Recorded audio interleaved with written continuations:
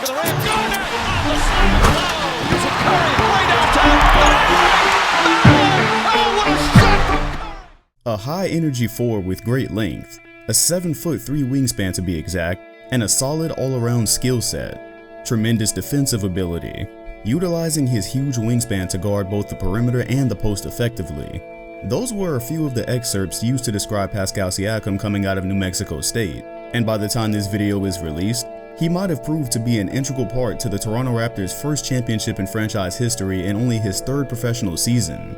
And for anybody who's watched the 2019 NBA playoffs, his talent has been very apparent. So as he's sitting at the young age of 24 years old, we naturally ask, how was he a late first-round pick? What caused so many teams to make the common mistake of overlooking an integral championship piece? And where are some of the players who were drafted before him in their careers right now? If you happen to be a Pascal Siakam fan, you should savor every moment you get to enjoy his talents, because him even being in the NBA was a very unlikely outcome considering where his life was going. All the way in Cameroon where he grew up, the dream of most children was to become a professional soccer player. And Siakam was no different despite all of his brothers earning scholarships to Division I colleges. And it would seem as if watching all of your brothers take up collegiate basketball would probably pique your interest, except it had an adverse effect on Pascal Siakam. As he was growing up, he found himself wanting to be his own man. So that included looking towards professional soccer, going to business school, or even working in the government of Cameroon. So despite his natural talent in basketball, it was going to take a major force to pull him in that direction. That major force, as it would turn out, would be him being discovered in the Luc Mbah basketball camp. Off of his natural ability alone, he caught people's attention at that camp, and the very next year, he was invited to the Basketball Without Borders camp in South Africa. That's where he came to look up to both Serge Ibaka and Luol Deng, and from that moment on, his mind had been officially captured by dreams of NBA basketball. The camp led him to a prep school in Texas, and later down the road he took up an offer to play college basketball at New Mexico State.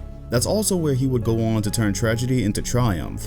Adjusting to life overseas while trying to play pro sports in college was already difficult enough, but his father wound up passing away in a car crash during his time at New Mexico State. And in the words of Pascal Siakam, quote, "Inside of me, a new fire was burning. I wasn't worried about proving people wrong anymore or working to get back at the guys who had beaten on me. I was playing for my dad now. I was playing for his dream of having a son in the NBA. I wanted to make him proud and give him his gift." And that fire burning inside of him wasn't just some cliche. When he got his biggest opportunity during his sophomore year, he averaged 20 points and 11 rebounds, along with 2 blocks a game, and his efforts led him to being the Western Athletic Conference Player of the Year in 2016. And the way that scouts had evaluated his game during his college years seemed like he was a perfect fit for where the NBA was going. One line specifically stated that he could legitimately stay in front of guards out on the perimeter, which was unusual for a 6'9" forward. It was also explicitly noted that he shot 44% from the perimeter, which in their case they were just referring to shots that weren't inside the paint, but that was very important because he was a power forward, and it meant that his game wasn't going to take place solely inside the paint. That was also very important considering at the time we were looking at guys coming up such as Kristaps Porzingis, Joel Embiid, big men that were using their shots to open up the rest of their game. But knowing all of this, many teams did not consider him a realistic option, and a huge reason why is listed in the very first sentence of his weaknesses on the scouting report. Quote, "Playing in a mid-major, it would be tougher to convince teams that his numbers were legitimate and not enhanced by the level of competition." At the time that he was being scouted, he had turned 22 years old, so there was questions about his upside. A lot of teams wanted a very young prospect that they could know was going to be there for years and years, not one that was already 22 and had questions about where he actually was at an NBA level. So then, why the Toronto Raptors? Why didn't they let those same concerns cloud their judgment?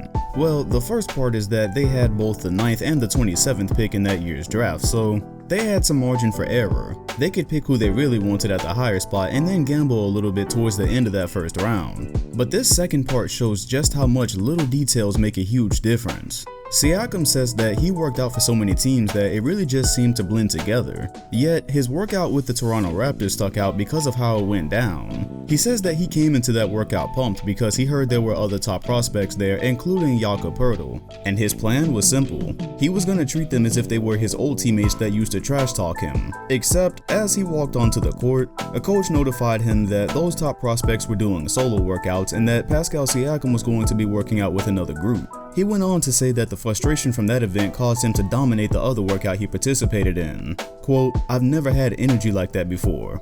It was through the roof. That was my best workout of the summer." And the rest is honestly history. After that workout, he remembers not being 100% sure where he was going and that nobody could really give him a clear answer. And at that point, he was risking wasting his college eligibility. But luckily enough for every party involved, the Raptors were impressed and they'd found their gem. He'd go on to be selected 27th overall in the 2016 NBA draft, behind numerous players you've probably never heard of before. The top of the 2016 NBA draft really made sense. The Philadelphia 76ers went with what was the sure thing at the time, which was Ben Simmons. And although his shot has heavily hindered his potential as a point guard, he's still extremely young with a lot of clear potential. And the Sixers were one bounce away from the NBA Finals this year, so there's not a whole lot of regret going around there. Brandon Ingram was the other surefire top 2 pick that year, and it's a very sad situation for both him and the Lakers because he was having a breakout year right before the clocks ended his season. But it is worth noting that him and Siakam seem to have broken out at the same time. And the last spot that this makes any sense in 2019 would be Jaylen Brown at the 3rd spot for the Boston Celtics.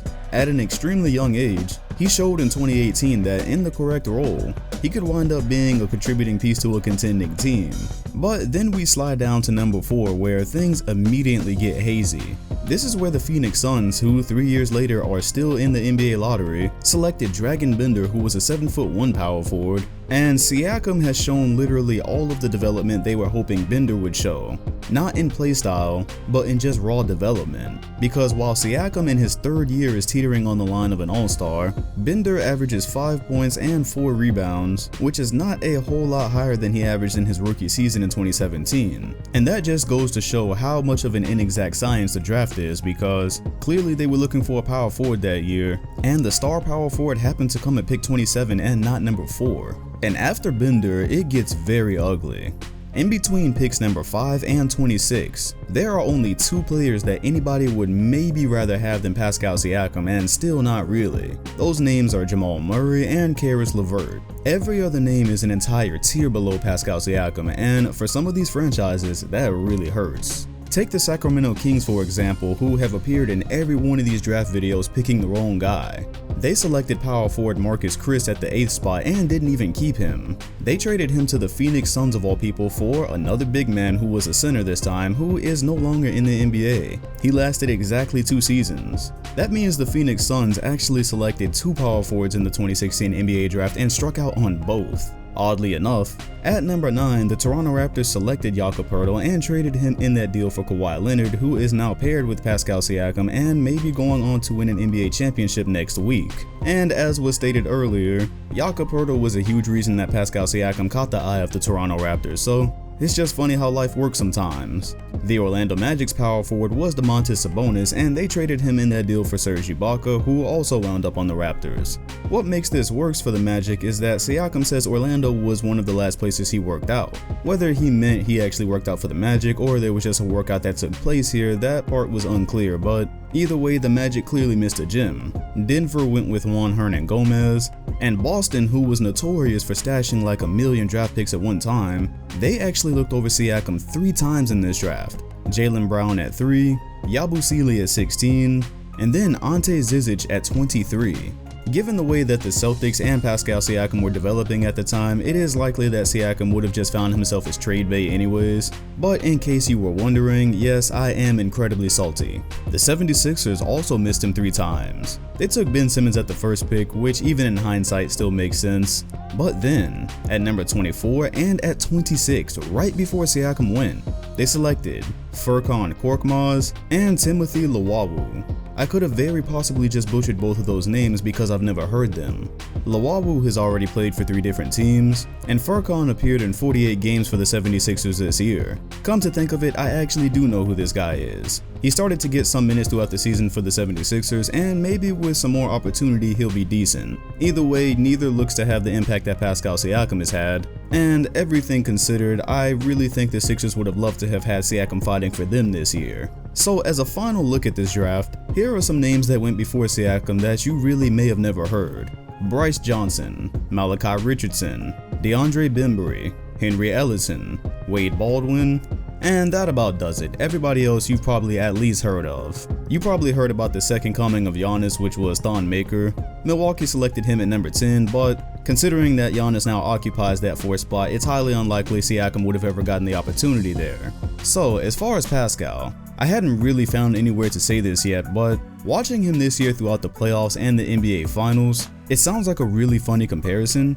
but it gives me Kawhi Leonard vibes in this way. When Kawhi was playing for the San Antonio Spurs, specifically in 2014, he was a part of a team that was greater than one piece. The narrative now is that Kawhi is the dynasty killer and they were Kawhi Spurs, but they were not Kawhi Spurs when he won the Finals MVP. That was a total team effort.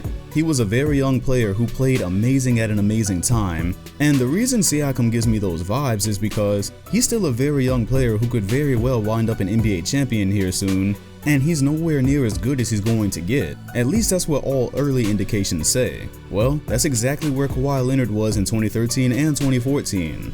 A very good young player, but for people who watch Kawhi then and now, they can tell you it is not the same player, not even close. His offensive game is worlds away from what it was back then, and that's my hope for Siakam throughout the 2020s. He could collect an NBA championship now, and possibly be talked about as one of the top players throughout the 2020s. Everything that was said about him throughout his draft report still stands. He's got great length, he's an extremely effective defender today considering how versatile he is, he has good rebounding ability, and his offensive game is only going to get better.